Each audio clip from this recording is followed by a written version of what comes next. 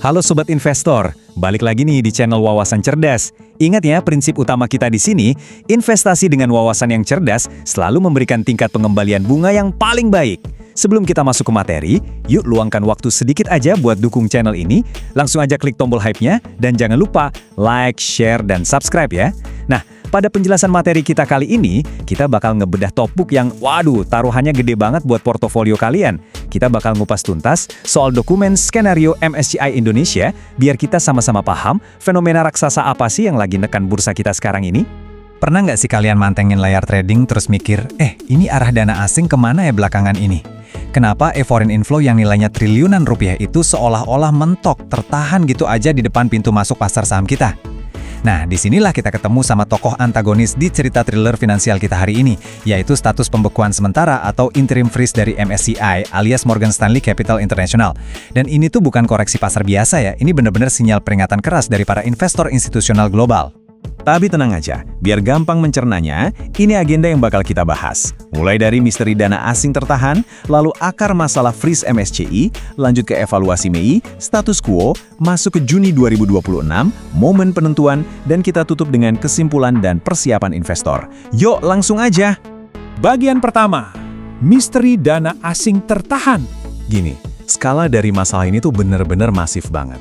Ada triliunan rupiah dana pasif global yang sekarang kondisinya lagi parkir, nahan diri aja di pinggir lapangan. Coba deh kalian bayangin sebuah waduk raksasa yang pintunya ditutup rapat. Airnya tuh ada, banyak banget malah, tapi nggak bisa ngalir buat ngebasahin lahan pertanian di bawahnya. Nah, persis kayak gitu kondisi likuiditas IHSG kita saat ini. Pertanyaannya sekarang, siapa sih yang nutup pintu waduk itu dan kenapa? Bagian kedua, akar masalah freeze MSCI. Oke, mari kita selami ini.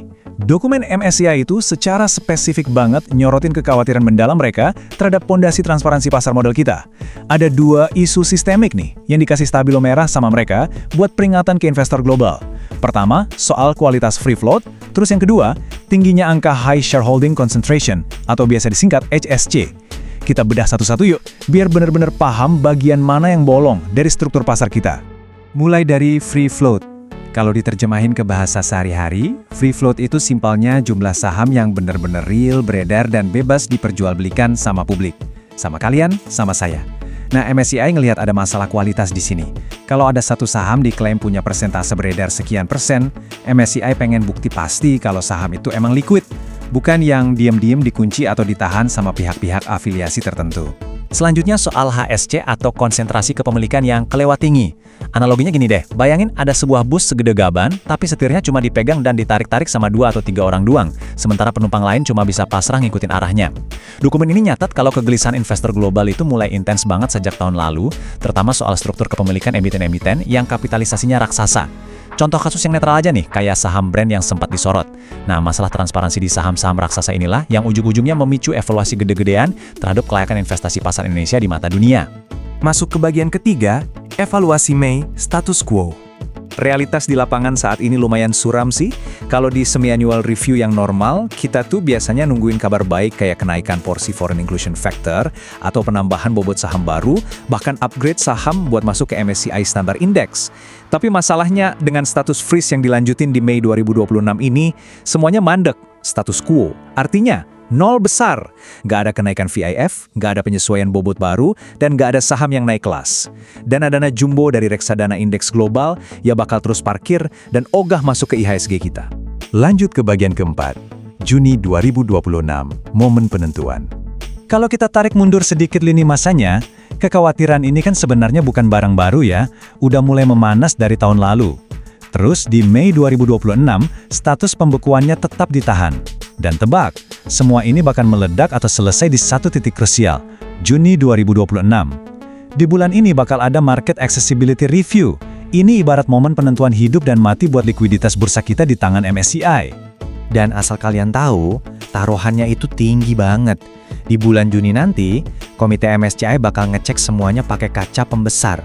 Mereka bakal nilai secara objektif apakah semua perbaikan transparansi yang sekarang lagi digeber habis-habisan sama BEI dan OJK itu udah cukup kuat buat memenuhi standar investor global? Atau jangan-jangan reformasi tersebut masih dianggap kurang sama komite? Jadi, poin utamanya begini. Kalau perbaikan itu dinilai gagal, konsekuensinya itu ngeri, guys. Ini bukan cuma soal dana yang telat masuk lagi. Di dokumen itu jelas disebutin adanya peringatan penurunan bobot indeks. Dan yang paling parah, ancaman downgrade. Iya, pasar Indonesia bisa dilengserin dari tahta emerging market, turun kasta jadi frontier market. Ini benar-benar skenario do or die yang bakal mengubah total cara dunia ngeliat resiko pasar saham negara kita. Terakhir, bagian kelima. Kesimpulan dan persiapan investor. Nah, sebagai audiens wawasan cerdas, apa nih yang harus kita lakuin? Dokumen ini ngingetin kita kalau jeda waktu antara tanggal pengumuman MSCI sampai ke tanggal efektifnya, itu adalah momen yang super rawan tapi juga penuh peluang. Kalian harus siap mental ngadepin volatilitas yang liar dan lonjakan volume transaksi yang gila-gilaan. Kenapa? Karena saat manajer investasi global mulai nge-adjust portofolio mereka secara serentak buat masuk atau keluarin saham, disitulah pasar bisa gerak sangat agresif. Jadi, mata kita harus tetap awas merhatiin langkah regulator kita menuju Juni 2026 nanti. Mengingat keputusan di bulan Juni nanti benar-benar jadi kunci gembok buat triliunan dana asing itu, pertanyaannya sekarang buat kalian, portofolio kalian udah siap belum nahan guncangannya? Atau malah bakal ikut tersapu ombak volatilitas? Nah, makanya kalian nggak boleh kelewatan kelanjutan dari penjelasan ini. Pastikan stay tune terus di Wawasan Cerdas, karena di segmen selanjutnya kita bakal bongkar habis-habisan tentang menakar nasib IHSG, 3 skenario krusial keputusan MSCI di Juni 2026, beserta peluangnya. Wah, pasti seru banget. Sampai jumpa di penjelasan materi berikutnya, dan pastinya, tetaplah berinvestasi dengan cerdas. Oke, kita langsung mulai aja ya. Bulan Juni 2026 ini, teman-teman. Ini bukan sekedar bulan biasa buat bursa kita. Ini benar-benar momen penentuan yang krusial banget buat arah IHSG ke depannya. Kalian pasti udah ngikutin kan belakangan ini lembaga indeks global MSCI lagi nahan atau nge-freeze aliran dana asing ke bursa kita. Alasannya sih seputar kekhawatiran soal transparansi sama likuiditas di beberapa emiten raksasa. Tapi, hey, jangan panik dulu. Di sesi analisis kita kali ini, kita bakal bongkar tuntas soal skenario MSCI Indonesia ini. Kita bakal bedah bareng semacam playbook strategisnya, biar portofolio kalian gak cuma sekedar bertahan, tapi malah bisa cuan maksimal di tengah ketidakpastian ini. Nah, sebelum kita masuk lebih dalam ke materi teknisnya, saya mau salute dulu nih buat kesabaran kalian semua selama periode pembekuan MSCI ini. Saya tahu banget, ngelihat portofolio yang geraknya stagnan atau malah naik turun gak jelas itu bikin gregetan. Tapi, coba deh perhatiin kutipan ini. Volatilitas itu selalu ngebawa peluang. Dan senjata terkuat kalian di market, ya pemahaman akan data di balik layarnya. Jadi tolong jangan jadiin review MSCI di bulan Juni ini sebagai alasan buat panic selling. Justru sebaliknya, ini tuh momen peluang yang masif banget. Kalau kita bisa nebak kemana arah uang institusi global ini mengalir, kita bisa curi start duluan kan? Kalian udah bertahan sejauh ini, sekarang waktunya kita susun strategi serangan balik. Biar gampang dan terarah, ini peta jalan yang bakal kita bahas hari ini. Pertama, skenario normal rebalancing. Kedua, skenario status quo. Ketiga, selective exclusion. Dan terakhir, strategi cerdasnya. Oke, mari kita langsung bedah datanya. Di saat di luar sana banyak banget rumor yang bikin orang-orang ketakutan, probabilitas aslinya tuh justru lumayan bikin lega loh. Coba perhatiin, skenario bullish atau pemulihan normal ini ternyata punya peluang paling gede, sekitar 60%. Artinya apa? Secara matematis dan berdasarkan analisis komprehensif ya, hasil yang paling optimis inilah yang probabilitas kejadiannya paling tinggi. Terus, kemungkinan status quo alias freeze berlanjut itu ada di 25%. Dan skenario paling horor, si eksklusi selektif, itu cuma 15%. Jadi, tarik napas panjang, data probabilitas ini sebenarnya sangat berpihak sama stabilitas pasar kita kok. Kita masuk ke bagian pertama ya. Skenario 1, normal rebalancing atau pemulihan status. Jadi, kenapa sih skenario optimis ini peluangnya paling gede? Jawabannya ada di pergerakan regulator kita di belakang layar. OJK dan BEI itu nyatanya nggak tinggal diam. Sejak disentil MSCI, mereka langsung gerak cepat dan kooperatif banget. Di bulan April 2026 lalu, mereka ngerilis aturan main baru yang langsung nyasar ke akar masalahnya. Pertama, kewajiban transparansi yang super ketat buat kepemilikan di atas 1%. Kedua, mereka ngebuka data investor dari KSEI biar lebih detail, jadi aliran dananya gak buram lagi. Dan yang ketiga, nah ini yang paling game changer, mereka bikin aturan tegas buat nindak saham yang kepemilikannya terlalu numpuk di satu pihak, atau high shareholding concentration. Ini tuh semacam pesan tegas ke global kalau bursa kita beneran serius berbenah. Kalian mungkin mikir, loh kalau regulator udah ngeberesin di April, kenapa bulan Mei kemarin MSCI masih nahan status freeze? Kalau dari data, ini tuh murni masalah teknis dan pragmatis aja. MSCI cuma butuh waktu buat nyelarasin sistem internal mereka sama data KSEI yang baru ini, tanpa harus ngacak-ngacak indeks buru-buru. Bayangin nih kalau komite MSCI akhirnya ngetok palu pemulihan di bulan Juni ini, wah siap-siap aja.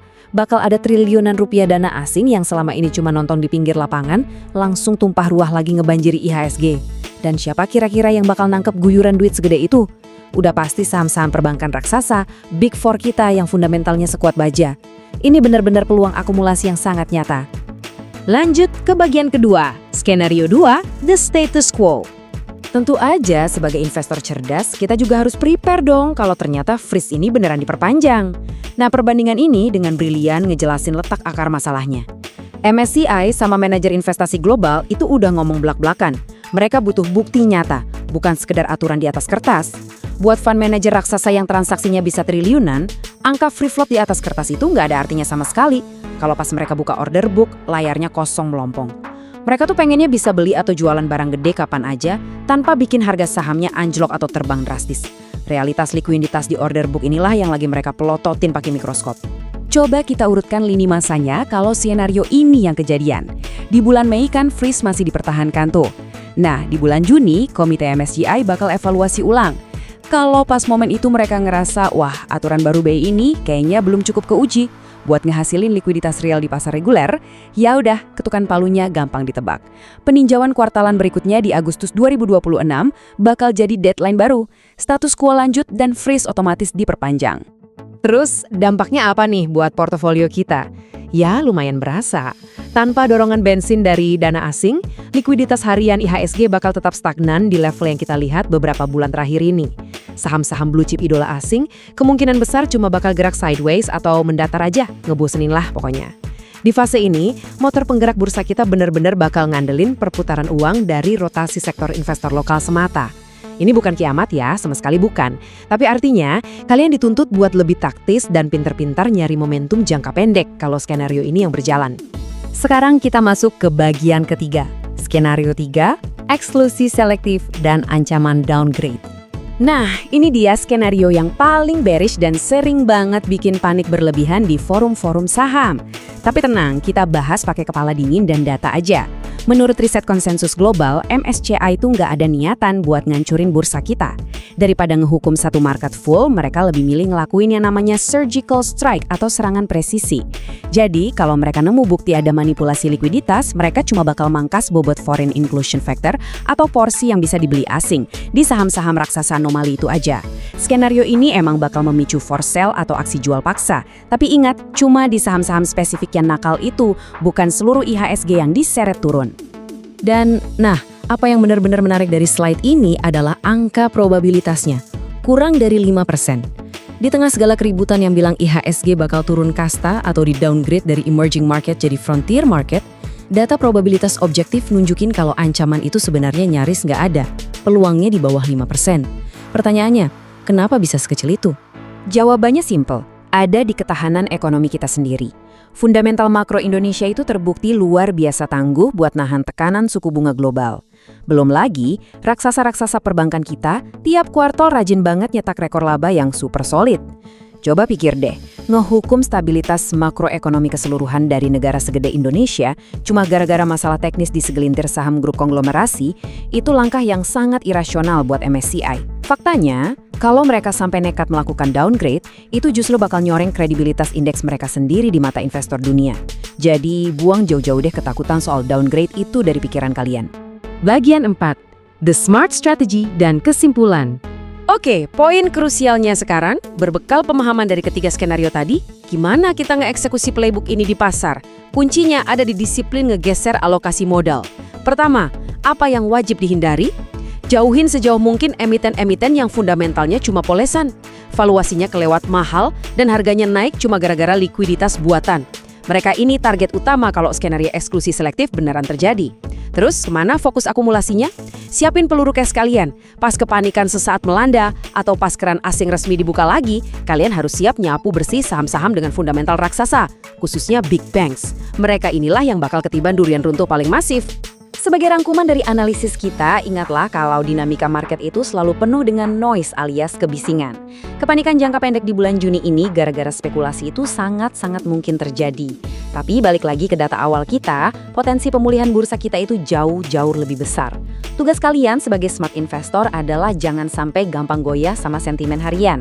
Tetaplah rasional, tetap objektif menilai order book yang beneran nyata, dan yang paling penting, disiplin eksekusi rencana akumulasi di saham-saham yang fundamentalnya jelas solid. Tapi sebelum kita nutup sesi penjelasan ini, saya mau ninggalin satu pemikiran kritis buat kalian. Kita udah sepakat kalau probabilitas terburuk itu kecil. Tapi apa jadinya kalau market ternyata salah baca sinyal? Coba perhatiin kalimat ini. Skenario 1. Terjebak status quo, bahaya ilusi likuiditas, dan diskon paksa saham raksasa di bursa kita. Gimana jadinya kalau pemulihan yang mati-matian kita harapin justru terperangkap dalam status quo, terus memicu kekecewaan massal yang memaksa saham-saham raksasa di diskon gila-gilaan gara-gara ilusi likuiditasnya tiba-tiba menguap? Ini tuh sebuah paradoks yang ngeri banget, tapi sekaligus nyimpan potensi cuan besar kalau kalian tahu cara manfaatinnya. Nah, kita bakal bongkar tuntas misteri dari pertanyaan ini di segmen penjelasan kita selanjutnya. Sampai jumpa dan selamat meracik strategi portofolio kalian. Halo semuanya, selamat datang di sesi bedah materi kali ini. Nah, buat teman-teman investor saham yang mungkin lagi pusing atau ngerasa buntu lihat pergerakan portofolio yang jalan di tempat, tenang dulu. Hari ini kita bakal kupas tuntas satu topik yang pasti lagi jadi beban pikiran kita semua belakangan ini. Buat kalian yang ngerasa berat banget ngadepin market yang lagi stagnan, coba deh tarik napas bentar. Ingat, di setiap krisis atau ketidakpastian, paham soal mekanika tersembunyi di balik layar bursa itu benar-benar keuntungan mutlak. Inilah yang bakal misahin mana pemenang jangka panjang dan mana kelompok yang gampang panik jualan. Jadi tetap semangat ya, pengetahuan itu senjata paling ampuh kita di bursa. Nah, dari situ kita sampai ke satu pertanyaan besar yang pasti ngebayangin portofolio kita jelang pertengahan 2026. Pertanyaannya gini, kenapa sih saham-saham perbankan kita yang padahal fundamentalnya itu paling sehat, bahkan cetak rekor laba terus, harganya malah seolah-olah kekunci dan susah banget buat naik? Oke, kita bakal pecahin misteri ini step by step. Agenda pembahasan kita hari ini meliputi persimpangan krusial IIHSG, lalu bahaya ilusi likuiditas asing, paradoks papan pemantauan khusus, diskon paksa saham perbankan, ancaman sistemik batas waktu, dan terakhir, kita bakal lihat peluang emas buat value investor. Kita masuk ke bagian pertama, persimpangan krusial IHSG. Gini, menjelang keputusan penting dari pemeringkat global MSCI di bulan Juni 2026 nanti, kita tuh harus siap-siap ngadepin skenario yang namanya status quo. Skenario ini artinya masa pembekuan atau freeze dari MSCI terhadap indeks kita itu diperpanjang. Terus apa dampaknya buat kita? Wah, ini resiko nyata banget akan terjadinya stagnasi panjang di market kita. Kayak pasar dibikin jalan di tempat. Lanjut ke bagian kedua, bahaya ilusi likuiditas asing. Yang bikin menarik di sini, situasi ini tuh ngebongkar banget sebuah cacat teknis soal gimana sebenarnya institusi asing lihat pasar kita. Asal kalian tahu, institusi keuangan global itu kerjanya sangat pragmatis. Mereka nggak bakal gampang percaya sama sekedar laporan di atas kertas. Misalnya nih, dibilang free float atau saham beredar udah 10%, mereka nggak cuma lihat angka kosmetik itu. Mereka langsung ngecek yang namanya kedalaman antrian transaksi real di layar bursa. Kenapa kedalaman di layar bursa ini krusial banget? Soalnya, kalau di atas kertas sahamnya kelihatan banyak, tapi aslinya ditahan sama pihak terafiliasi, antrian order di pasar itu jadi kosong belompong. Nah, ini yang memicu terjadinya slippage. Slippage ini kerugian finansial yang parah banget, di mana harga eksekusi jauh beda dari harga yang kita harapin gara-gara nggak ada pembeli atau penjual di pasar. Buat reksadana raksasa global yang transaksinya jutaan dolar, slippage ini benar-benar mimpi buruk. Makanya, mereka jadi maju mundur buat masukin dana ke kita. Sekarang kita bahas bagian ketiga, paradoks papan pemantauan khusus. Ini nih rintangan raksasa kita selanjutnya di mata asing. Kebijakan full call auction atau FCA ini awalnya kan punya niat mulia ya buat ngeredam volatilitas liar dan ngelindungin investor retail. Tapi prakteknya, mekanisme ini malah ngapus visibilitas bid offer yang transparan. Bursa itu tiba-tiba berubah jadi kayak kotak hitam raksasa alias black box. Algoritma trading institusi asing yang butuh banget kejelasan harga, sekarang dihadapin sama sistem antrian buta. Resiko investasinya jadi sama sekali nggak bisa diukur. Gara-gara sistem antrean buta ini, FCA secara paradoks malah ngilangin likuiditas yang awalnya mau dia lindungin. Jangankan narik modal asing, hal ini justru bikin MSCI secara tegas nolak buat masukin saham-saham di papan ini ke dalam indeks global mereka. Bener-bener ironis kan? Nah, ini nyambung ke bagian keempat, diskon paksa saham perbankan. Mari kita lihat efek dominonya ke saham-saham blue chip kita. Karena MSCI nahan status freeze tadi, dana pasif raksasa dari produk ETF global itu ibarat dilarang masuk buat beli saham kita. Akibatnya, muncullah apa yang disebut Index-Induced Valuation Gap. Valuasi perusahaan-perusahaan paling sehat di bursa kita itu jadi tertekan secara artifisial. Harganya jadi kelewat murah. Padahal kalau kita cek, mereka terus-terusan cetak rekor laba yang luar biasa tiap tahun. Konsekuensinya ini lumayan tragis teman-teman. Saham-saham bank besar dengan fundamental terkuat kayak BCA, BRI, Mandiri, dan BNI justru jadi korban di garis depan. Kenapa coba? Soalnya, pas investor asing mulai panik dan mau cabut dana tanpa mau kena slippage parah yang kita bahas tadi, mereka bakal pakai saham-saham raksasa perbankan kita ini sebagai ATM likuiditas global mereka. Saham-saham andalan kita ini kena diskon paksa, murni karena mereka adalah aset yang paling gampang dan paling aman buat dicairin. Masuk ke bagian kelima, ancaman sistemik batas waktu. Poin krusialnya sekarang, kalau modal asing terus-terusan tertahan, sampai kapan dana domestik kita sanggup nahan beban market sendirian? Kalau kita lihat timeline-nya, proyeksinya lumayan bikin deg-degan. Di pertengahan 2026, kalau status quo ini beneran terkonfirmasi, IHSG itu bakal murni disetir sama perputaran dana lokal. Tapi tentu aja, toleransi institusi lokal ada batasnya. Diperkirakan titik kritisnya ada di akhir kuartal ketiga sampai kuartal keempat 2026. Kalau dibiarin berlarut-larut, dampaknya bisa meledak jadi risiko sistemik. Misalnya, nilai tukar rupiah bisa jatuh karena hilangnya devisa, dan ini bisa mematikan selera perusahaan besar buat IPO di bursa kita. Tapi tenang, kita sampai di bagian ke-6, peluang emas value investor. Dengar cerita tadi mungkin rasanya nyesek ya. Heits, tunggu dulu. Disinilah kita butuh zoom out buat ngelihat peluang emasnya. Buat kalian para value investor, kepanikan sistemik semacam ini justru momen langka yang ditunggu-tunggu. Ini kesempatan emas buat ngumpulin aset perbankan kualitas premium dengan harga diskon. Ingat baik-baik, diskon ini terjadi murni karena masalah teknis bursa dan kebijakan indeks, bukan karena bisnis banknya yang rusak. Mesin pencetak uang mereka tetap super solid. Jadi, setelah tahu semua fakta di balik layar ini, sekarang keputusan ada di tangan kalian. Apakah kalian mau ikut-ikutan panik, ngikutin herd mentality terus jualan rugi? Atau kalian memanfaatin diskon paksa ini sebagai anomali teknis untuk entry posisi investasi terbaik kalian? Coba dipikirin. Pertanyaannya sekarang, gimana sih strategi eksekusi yang paling jitu buat ngumpulin aset terdiskon ini supaya kita nggak malah nangkap pisau jatuh? Nah, kita bakal bedah habis-habisan cara ngamanin momen ini di sesi analisis kita selanjutnya, yang berjudul Di Balik Ancaman Eksklusi MSCI, Mengubah Kepanikan Menjadi Durian Runtuh Saham Perbankan. Jadi pastikan kalian terus pantau pergerakan antrian pasar. Di saat orang lain cuma bisa lihat kehancuran, mampukah kalian melihat kekayaan yang lagi ditransfer ke tangan orang-orang yang bersabar? Sampai ketemu di segmen berikutnya ya. Halo rekan-rekan investor, kita tahu memasuki pertengahan tahun 2026 nanti, arah pergerakan pasar saham kita itu lagi ada di persimpangan jalan yang lumayan menegangkan. Ya, ada gelombang kecemasan luar biasa menyambut evaluasi MSCI di bulan Juni. Tapi ingat, di pasar modal, ketakutan massal itu seringkali cuma menutupi fakta dan valuasi yang sebenarnya. Di pembahasan kali ini, kita bakal bongkar tuntas gimana caranya menavigasi ancaman eksklusi MSCI ini langkah demi langkah. Sebelum kita masuk ke data-datanya yang lebih berat, saya mau kasih satu pesan penyemangat buat teman-teman semua. Tolong jangan panik. Serius, di balik ancaman kejatuhan indeks ini, sebenarnya lagi tercipta sebuah peluang emas. Ibaratnya ini tuh durian runtuh sekali seumur hidup. Kuncinya cuma satu, Anda harus tetap rasional, nggak ikut-ikutan emosi, dan terus pegang teguh fundamental perusahaan yang solid.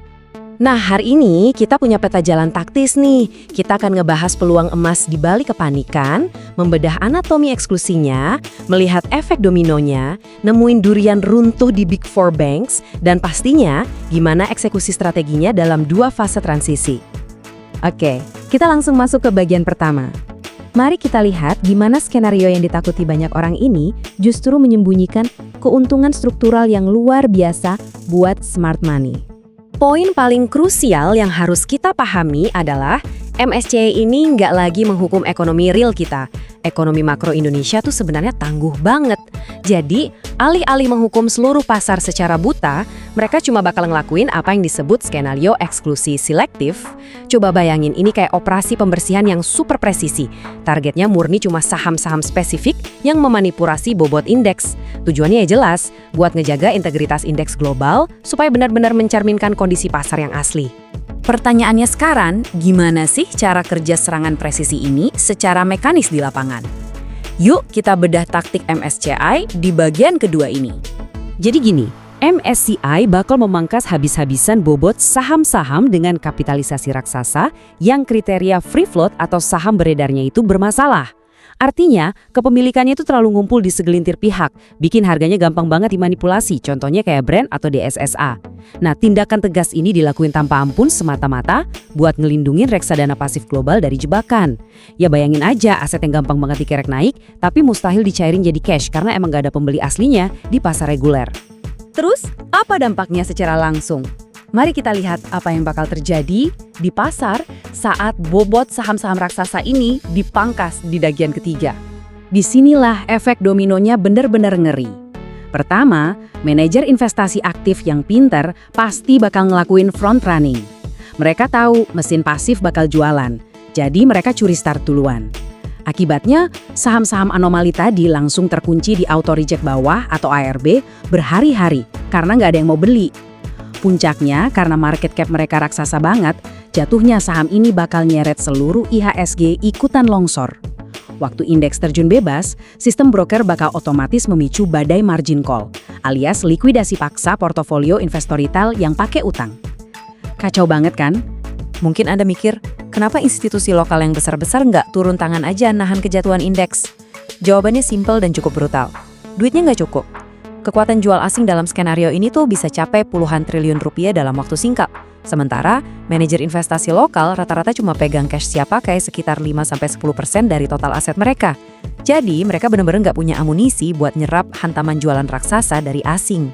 Udah gitu, tangan institusi lokal ini juga diikat sama aturan ketat Good Corporate Governance atau GGG. Secara hukum, mereka dilarang keras buat nangkap pisau jatuh. Mereka nggak boleh asal beli saham nggak liquid yang valuasinya nggak masuk akal pas harganya lagi hancur. Masalah terbesarnya pas IHSG panik, nasabah reksadana lokal pasti pada berbondong-bondong nalik dananya. Demi dapat cash buat bayar nasabah yang panik ini, satu-satunya jalan yang manajer investasi lokal harus jual paksa aset paling liquid dan terbaik di portofolio mereka.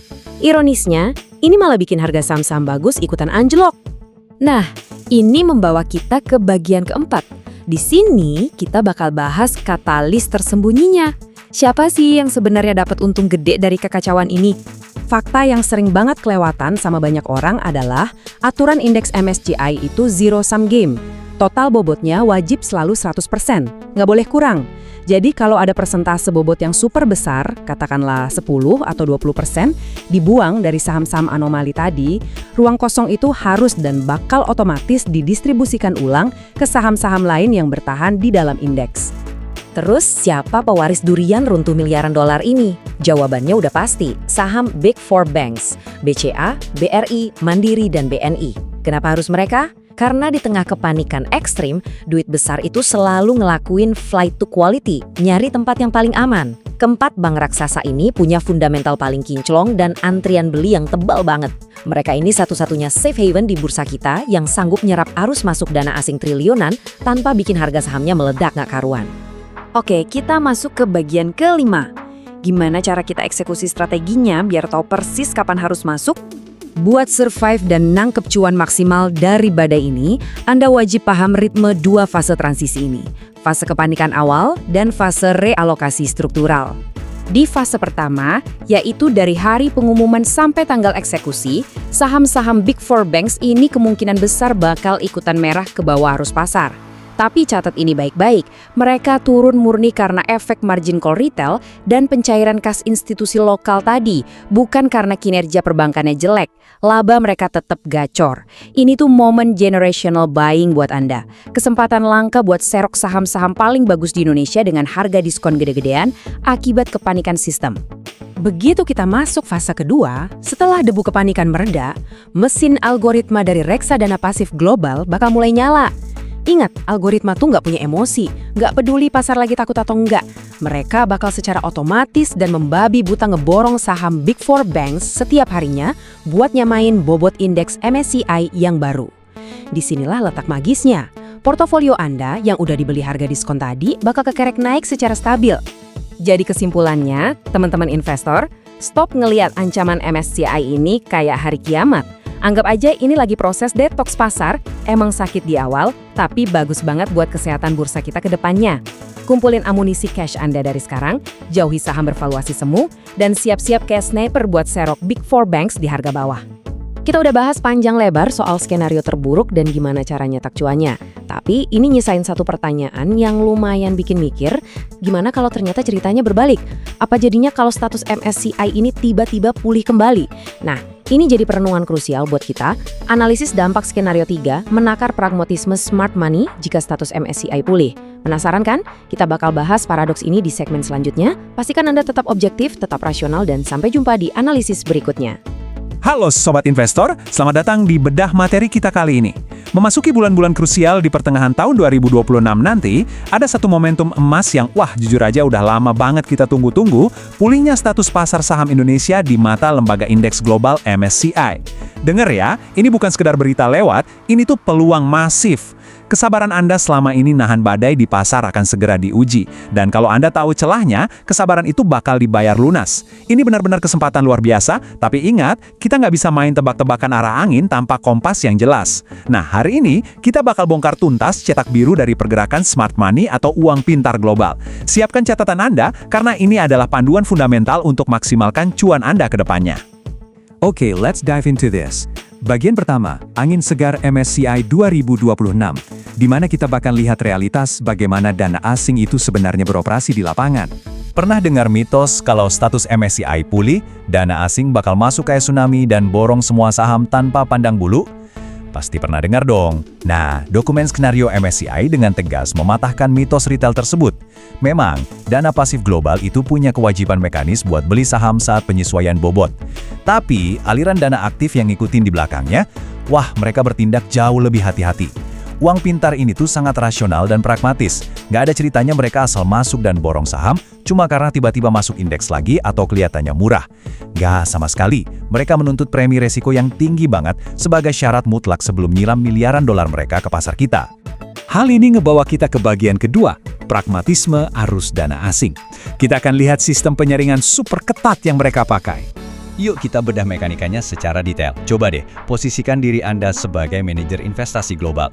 Buat apa Anda susah payah nyetak cuan saham 10% di IHSG, kalau di kuartal yang sama rupiah malah melemah 10% terhadap dolar AS? Ya cuan Anda praktis hangus tak tersisa. Karena alasan logis itulah, langkah pertama mereka adalah berburu emiten dengan earnings yield atau rasio laba per harga saham yang tinggi. Angka imbal hasil ini tuh wajib banget ngalahin gabungan dua musuh utamanya, daya tarik suku bunga obligasi pemerintah Amerika Serikat ditambah proyeksi pelemahan rupiah. Kalau earnings yield sebuah emiten gagal lolos dari hitungan ini, bisa dipastikan mereka nggak bakal nyentuh saham itu sama sekali. Nah, hitungan dingin tadi memicu realitas baru, yaitu di bagian ketiga, kematian era saham narasi dan awal dari pergeseran gaya investasi. Dan ini menggambarkan dengan sangat brilian apa yang sebenarnya diincar oleh smart money. Coba perhatikan sisi kiri. Kita harus say goodbye sama saham-saham narasi. Tahu kan, emiten dengan valuasi selangit yang seringnya cuma jadi capex sinkholes atau lubang hitam bakar duit. Perusahaan yang cuma jualan rilis MOU bombastis atau ngejanjiin laba manis di masa depan bakal langsung di-skip. Sebaliknya, lihat sisi kanan. Inilah eranya para raja kas. Institusi global bakal super agresif ngeburu perusahaan yang beneran mampu nyetak arus kas bebas secara real hari ini juga. Dan yang konsisten bagi-bagi dividen jumbo.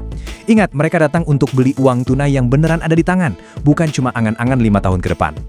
Langkah logis selanjutnya dari rotasi modal ini ada di bagian keempat, rotasi sektor pelindung alami. Selain butuh duit real, pragmatisme asing juga mengharuskan mereka cari tameng pelindung. Di tengah ketegangan geopolitik dan kacaunya rantai pasok maritim sekarang ini, keistimewaan pasar kita justru bersinar terang. Asing bakal jadiin komoditas energi yang berorientasi ekspor sebagai natural hedge atau pelindung nilai alami mereka. Makanya, sektor kayak batu bara kalori tinggi dan derivatif amoniak bakal jadi primadona. Kenapa gitu? Ya karena pas situasi dunia lagi panas, harga komoditas ini malah meroket, ngasih bantalan valuasi yang nutupin kerugian kurs di sektor domestik.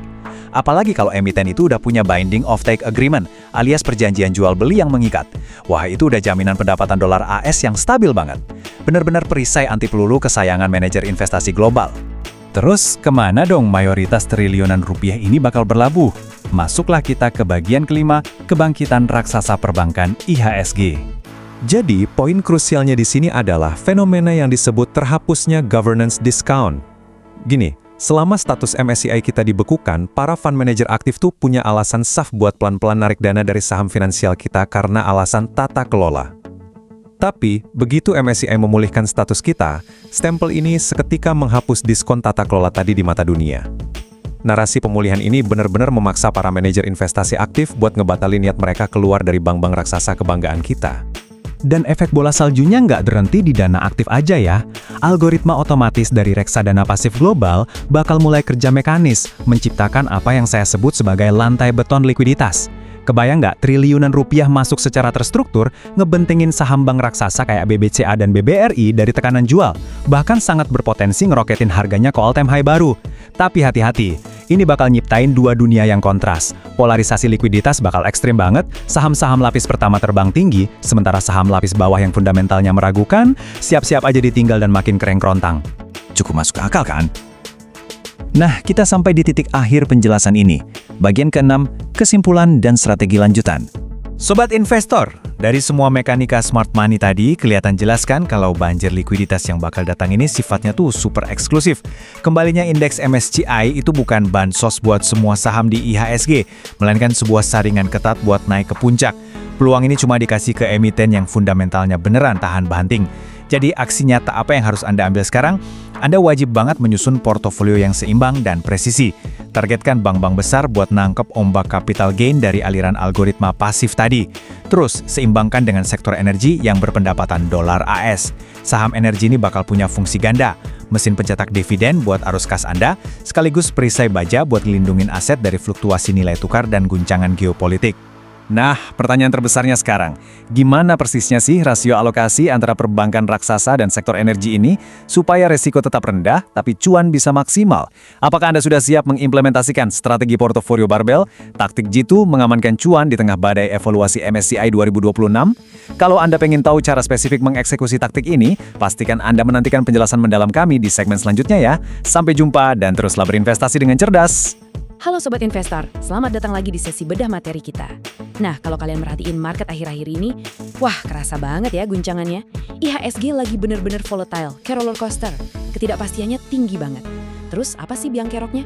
Usut punya usut, ini semua karena antisipasi pasar menjelang evaluasi aksesibilitas MSCI bulan Juni 2026 nanti. Tapi tenang teman-teman, nggak usah panik. Di sesi kali ini kita bakal bongkar habis sebuah taktik akumulasi yang brilian banget dari sumber dokumen kita. Strategi ini dirancang khusus buat ngamanin bahkan nambah cuan kalian di tengah badai ini. Yuk langsung kita mulai. Jujur aja, ngelihat portofolio merah merona di aplikasi sekuritas itu emang bikin deg-degan. Banyak banget investor retail di luar sana yang sekarang lagi panik parah, sampai ada yang kena badai margin call atau jual paksa oleh broker. Tapi, coba deh kita tarik napas sebentar, kita ubah mindset kita. Kepanikan awal di bursa itu sebenarnya, kalau kita jeli ya, adalah peluang langka. Ibaratnya nih, lagi ada diskon besar-besaran buat mereka yang udah siap sedia. Badai ini tuh bukan buat ditakutin, tapi justru buat dimanfaatin demi membangun kekayaan jangka panjang kita. Kuncinya gini, buat bisa bertahan dan pastinya menang di cuaca market yang lagi ekstrim ini, kita harus banget ninggalin yang namanya kepanikan fluktuasi jangka pendek. Sebagai investor yang rasional, volatilitas itu justru sahabat terbaik kita. Loh, kok bisa? Caranya, kita harus ikat portofolio kita kuat-kuat ke fundamental murni perusahaan. Udah fokus ke situ aja, itu yang bakal jadi pelampung keselamatan kita. Nah, biar kita tetap on track, ini agenda kita hari ini. Kita bakal bahas soal badai MSCI 2026, lalu masuk ke strategi barbel, terus kita bedah pilar 1 yaitu raksasa perbankan, lalu lanjut ke pilar 2 komoditas energi, dan terakhir gimana merangkai keseimbangan rasionalnya.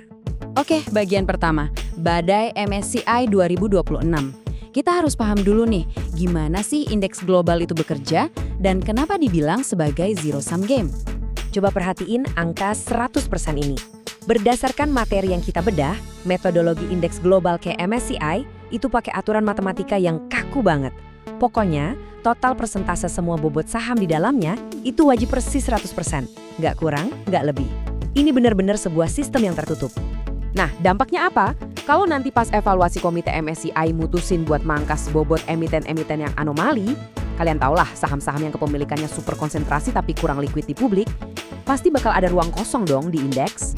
Karena totalnya harus balik ke 100%. Kekosongan ini otomatis bakal didistribusiin paksa ke saham-saham lain yang masih bertahan. Artinya apa?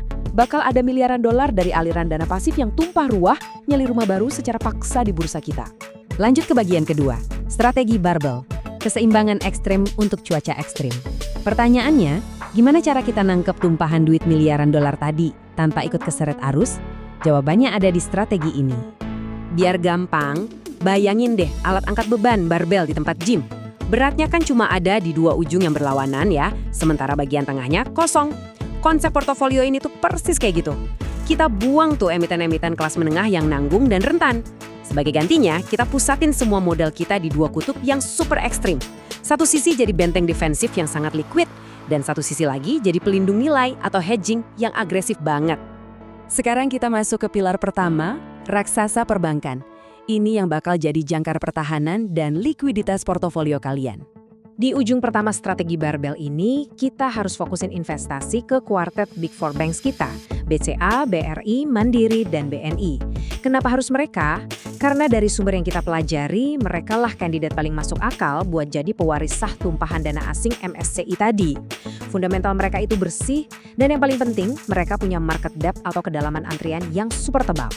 Praktis cuma sektor mereka di bursa yang kuat nampung transaksi beli raksasa bernilai triliunan tanpa bikin harga sahamnya langsung rusak. Makanya sumber kita tuh nekenin banget supaya kita ngelihat layar merah IHSG sekarang ini sebagai keuntungan yang tersembunyi. Badai margin call retail yang lagi neken harga saham perbankan raksasa ini ke bawah justru nyiptain yang namanya generational buying opportunity. Peluang beli kayak gini tuh mungkin cuma muncul sekali loh dalam satu generasi. Kapan lagi coba kita bisa serok saham berkualitas top tier dengan harga yang lagi didiskon paksa? Kita lanjut ke pilar kedua, komoditas energi sebagai lindung nilai agresif. Ternyata sobat investor, ngandelin saham bank doang tuh belum cukup aman buat sekarang. Kita butuh kutub ekstrim yang kedua. Gini masalahnya, nilai tukar rupiah kita kan lagi terus-terusan ditekan sama tingginya suku bunga di Amerika. Buat ngebalance hal ini, kita harus masukin sektor komoditas energi, khususnya produsen batubara kalori tinggi atau turunan amonia, yang fokusnya ke ekspor, kayak IPMG atau SSA misalnya. Saham-saham ini tuh berfungsi sempurna sebagai natural hedge, pelindung nilai alami. Kenapa? Karena mayoritas pendapatan mereka dipatok pakai dolar AS. Jadi pas rupiah ngelemah, pendapatan rupiah mereka malah melonjak. Apalagi ditambah adanya gangguan rantai pasok maritim dan ketegangan geopolitik global, lonjakan harga komoditas justru ngasih mereka keuntungan nomplok yang bikin portofolio kita makin kebal. Tapi ingat, smart money atau institusi asing itu sekarang udah selektif banget. Mereka paling anti sama emiten yang cuma jual ilusi narasi ekspansi. Tahu kan, yang cuma modal MOU, banyak janji manis, jadi lubang hitam belanja modal, tapi nggak ngehasilin cash sama sekali? Uang pintar ini justru lagi eksklusif berburu emiten energi yang udah punya binding offtake agreement atau kontrak jual beli mengikat, dan pastinya punya track record konsisten ngebagiin dividen tunai yang tebal. Mereka nyari uang tunai yang nyata, bukan cuma sekedar janji di atas kertas. Nah, kita masuk ke keseimbangan rasional. Gimana kalau kedua pilar tadi kita gabungin? Coba kita satuin dua kutub ekstrem ini. Di sini hasilnya kelihatan keren banget. Sisi defensif dari bank-bank raksasa bakal kerja keras nangkap capital gain yang maksimal sambil mastiin portofolio kita tetap super liquid ditarik sama katalis dana pasif MSCI. Terus, di saat yang sama, sisi agresif dari komoditas energi bakal bertugas ngumpulin dividen ekstra sekaligus jadi perisai dari volatilitas kurs dan isu geopolitik. Dua pilar ini emang beda peran, tapi kalau digabung, boom! Kalian bakal punya struktur portofolio yang benar-benar tangguh, tahan banting, dan melengkapi satu sama lain. Jadi, kalau bisa ditarik benang merah dari sesi kita hari ini, intinya adalah ngebawa kita balik ke akal sehat. Strategi barbel ini bukan sekedar ikutan FOMO high pasar, tapi ini soal disiplin. Disiplin buat misahin mana valuasi yang cuma ilusi di atas kertas dan mana aset yang nyata. Aset yang fundamentalnya solid, beneran nyetak cash, dan gampang banget diperjualbelikan. Disitulah letak keamanan investasi yang sejati, mau seguncang apapun marketnya. Waktu terus berjalan nih, dan evaluasi MSCI udah makin di depan mata. Dengan miliaran dolar yang lagi dipertaruhkan, ini pertanyaan penting buat kalian. Apa kalian bakal terus reaktif tiap hari ngelihat kepanikan pasar? Atau kalian siap ngambil langkah rasional hari ini juga? Coba direnungkan, apakah komposisi portofolio barbel kalian udah benar-benar siap sebelum bulan Juni tiba? Oke, kita sampai di bagian kesimpulan dan peringatan. Mari kita tutup sesi ini dengan ngomongin pentingnya berinvestasi dengan penuh tanggung jawab. Tolong selalu ingat hal ini ya Sobat Investor, sesi bedah materi kita kali ini sifatnya murni edukasi. Kita cuma ngerangkum strategi dari dokumen yang ada buat nambah wawasan kita. Ini tuh sama sekali bukan ajakan, perintah, atau rekomendasi buat jual atau beli saham tertentu. Yang namanya investasi di pasar modal itu pasti punya resiko. Jadi segala keputusan finansial dan resiko investasi saham itu murni dan sepenuhnya tanggung jawab pribadi kalian masing-masing. Pastikan kalian ngerjain PR kalian, lakukan analisis sendiri, dan berinvestasilah dengan rasional serta bertanggung jawab. Makasih banget udah ngikutin sesi bedah materi ini dari awal sampai akhir. Tetap tenang di tengah badai dan sampai ketemu lagi di materi seru kita selanjutnya.